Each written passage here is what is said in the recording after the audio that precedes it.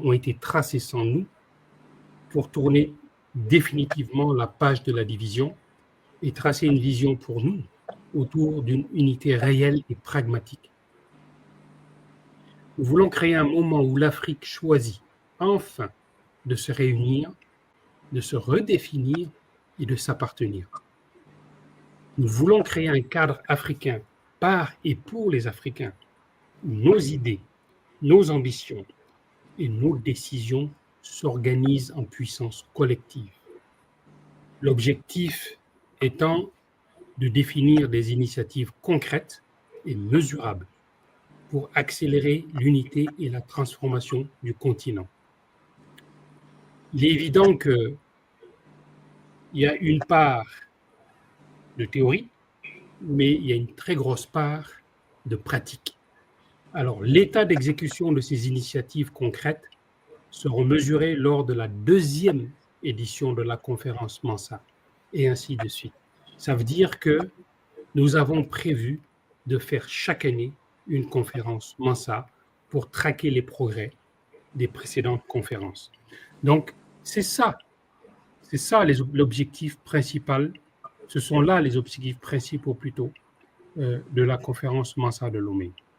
Alors maintenant que tout le monde comprend ce qu'on essaie de faire, il faut expliquer les raisons du report que nous avons décidé, mais vraiment la mort dans l'âme. Alors, on ne vit pas dans une île isolée, hein.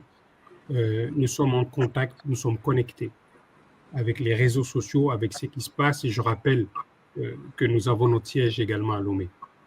Alors, nous avons été informés que des marches de protestation étaient prévues à Lomé les 26, 27 et 28 juin prochains, exactement pendant la période de la conférence, ce qui va forcément créer un contexte de tension. Personne ne sait ce qui peut se passer dans ce genre de contexte. Alors, pour éviter toute forme de récupération ou toute forme d'instrumentalisation de la conférence, nous avons, de manière responsable et collective, pris la décision de la reporter. C'est un report.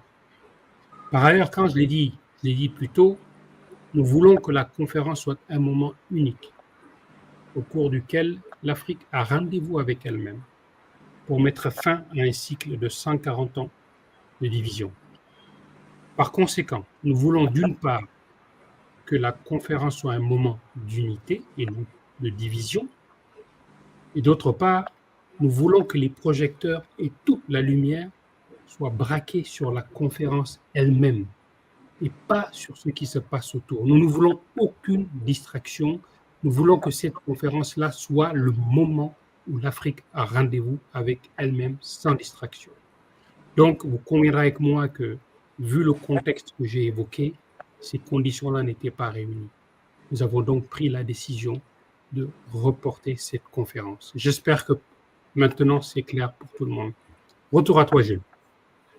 Merci beaucoup, cher, pour ces précisions. C'était vraiment important de planter ce décor-là dès le départ pour faire comprendre uns aux autres qu'il était en